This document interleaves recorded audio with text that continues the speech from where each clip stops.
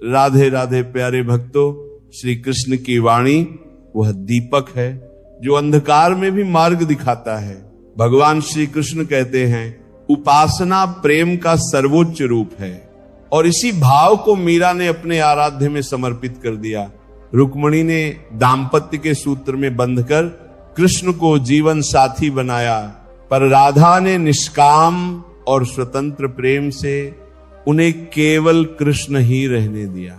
जीवन में कभी किसी के सामने अपनी सफाई देने की आदत मत बनाना, क्योंकि जिसे तुम पर भरोसा है उसे स्पष्टीकरण की जरूरत नहीं, और जिसे भरोसा नहीं वह किसी भी दलील को स्वीकार नहीं करेगा। ईश्वर कहते हैं धैर्य रखो मेरे बालक, कठिन समय भी बीत जाएगा। जिन्होंने तुम्हें पीड़ा दी है उन्हें भी अपने कर्मों का फल मिलेगा, और सौभाग्य हुआ तो तुम्हें वह दृश्य देखने का अवसर भी मिलेगा। जब जुबान पर कृष्ण का नाम सहज आ जाए तो मन में अपने आप शांति और संतोष उतर आता है। सांस रुकने से इंसान एक बार मरता है, लेकिन अपनों का साथ छूट जाए तो इंसान हर दिन टूटता है।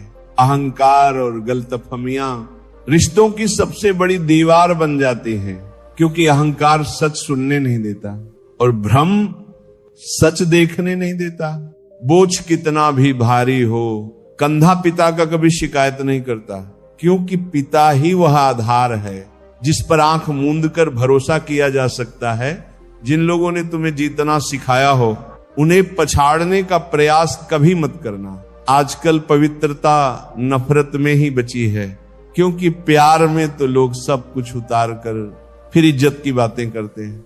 कर्म का नियम कहता है कि एक समय ऐसा जरूर आएगा जब कुछ लोग अपने व्यवहार पर पश्चाताप करेंगे कि उन्होंने तुम्हारे साथ गलत क्यों किया, और विश्वास रखो वह समय अवश्य आता है।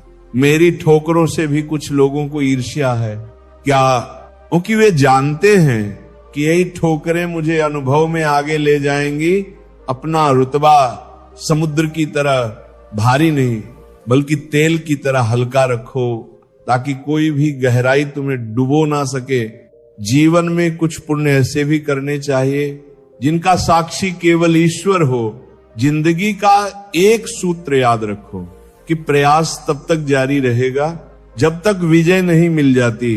इस राह में भूलें भी होंगी और गलत भी ठहराया जाएगा, क्योंकि यह जीवन है जहां सराहना भी मिलेगी और निंदा भी।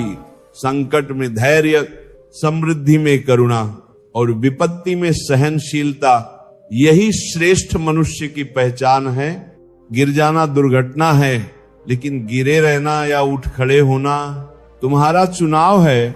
मतलब कि बातें तो सब समझ लेते हैं, पर बात का असली अर्थ बहुत कम लोग पकड़ पाते हैं।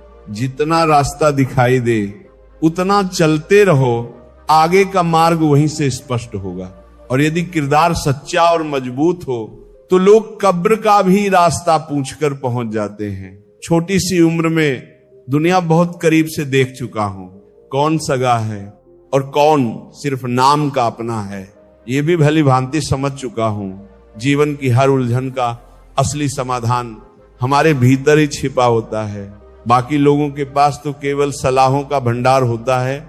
यदि किसी की संगत से सोचने का नजरिया बदलने लगे तो ये मान लेना चाहिए कि वह व्यक्ति साधारण नहीं है। एक साल या एक महीने का हिसाब मत लगाओ, बल्कि ये सोचो कि एक दिन में क्या बदला जा सकता है। लोग कीचड़ से इसलिए बचते हैं कि कपड़े मैले ना हो, और कीचड़ को भ्रम हो जाता है कि लोग उससे भयभीत हैं। याद रखना, जीवन में जो चीज चुनौती देती है वही तुम्हें बदलने की ताकत भी रखती है। संघर्ष चाहे जितना भी कठोर हो, वह इंसान को भीतर से मजबूत ही बनाता है।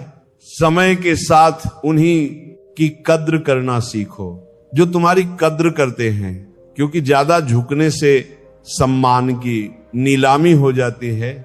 यदि कुछ बड़ा करने का इरादा है तो शुरुआत की कठिनाइयों से घबराकर हार मत मानना, क्योंकि आरंभ सबसे ज्यादा कठिन होता है किस्मत और मेहनत में साफ अंतर है। किस्मत वही देती है जो लिखा है, लेकिन मेहनत वो भी दिला देती है जो लिखा तक नहीं गया। मुझे ये नहीं पता जीत कैसे मिलेगी, पर इतना जरूर जानता हूं कि हार मानने वालों में मैं नहीं हूं। चम्मच जिस पात्र